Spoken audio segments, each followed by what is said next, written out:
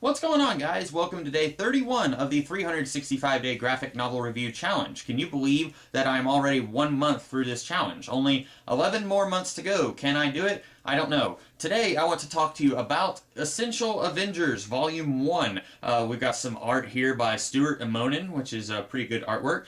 This collects issues 1 through 24 of the Avengers, the first 2 years of that series. In the past, I have made a bit of a stink about how much I disdained the Avengers, and I think that I was being too harsh on the franchise as a whole. In fact, I was definitely being too harsh on the Avengers because it turns out I really like this stuff, or at least this book, I really enjoyed it. And I think one of the reasons I did is that in this series, the status quo is not defined. Things can and do change pretty often. You look at other series where things would change, but it wouldn't change as fast or as often. Like Spider-Man, he eventually graduates high school, and then he gets new supporting characters, and supporting characters will get killed off, but it took them a little while to get to that point. In Daredevil, eventually they break up Nelson and Murdock, and they have Karen Page decide that she's done waiting around for Matt Murdock to get with her, but it took them a while to get to that point. In the Avengers series, and I did a couple of videos about this last year, but in the Avengers series, almost immediately, it felt like the creators were trying to change the series and find something that worked for them. When you first start off, you have the Hulk, Iron Man, Thor, Ant-Man, and the Wasp. In the second issue, Ant-Man is already Giant Man, and the Hulk leaves the team in issue 2. And then by issue 4, you bring in Captain America, and then by issue 16, everyone leaves the team except for Captain America. And then you bring in Quicksilver, Scarlet Witch, and Hawkeye. And by that point, I really feel like they realized that a better way to have this team work would be to have it be more about a clash of personalities, because in the first 15 issues, with the exception of the Hulk, you didn't really have a whole lot of these characters butting heads with each other, which is something that I think you needed when you have all of these previously established characters working together. In reality, Thor and Iron Man would probably butt heads with each other a little bit.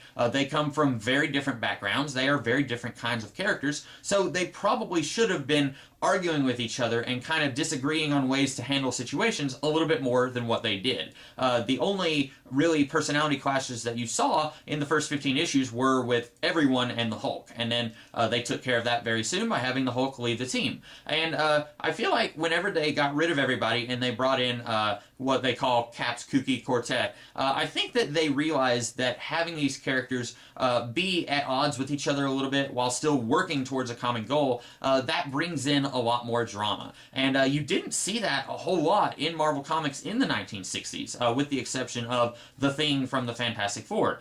Most everyone pretty much got along with each other, and I think that it's really interesting getting to see Captain America basically having to hold his own against everyone else in the team when Hawkeye and Quicksilver are both secretly and not so secretly thinking, you know what, I would make a better team leader than Captain America. And so I really think that that was a good way to generate a lot of drama and not make it feel like melodrama. It's not just, oh, this is just drama for the sake of drama. It actually felt like real drama that was generated organically throughout the series. And you do occasionally get some silly issues every now and then, but a lot of these issues, I thought that they were just genuinely good issues. I didn't like them ironically. I thought that they were just decent issues. I really like King the Conqueror. I really like Immortus. He shows up once, and I'm pretty sure at this point they didn't know that Immortus and King the Conqueror were going to be the same character, but they did know immediately that King the Conqueror was the same guy as Rama Tut, who had showed up in Fantastic Four. That's neither here nor there. I like the Masters of Evil, the second version of the Masters of Evil, because the first one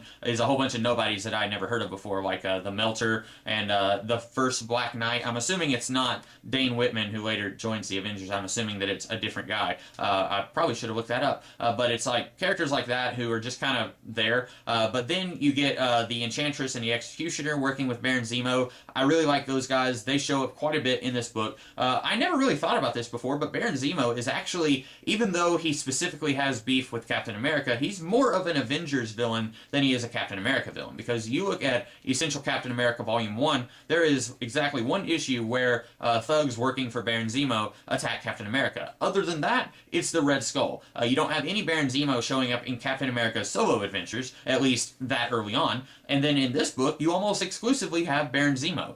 It took them a little while to get some Avengers villains who were not just borrowed from other series. And then later on, they bring in the Mandarin, who by that point, Iron Man was already off of the team. So it was a little weird having the Mandarin be a villain for the Avengers. But it's pretty good once they figure out, okay, we need some villains who are not just from the Thor series or from the Iron Man series or from the Hulk series. We need a villain for the Avengers, someone to be exclusively an Avengers villain. And once they did that, I think that it was much easier for them to tell stories. I'm kind of rambling at this point.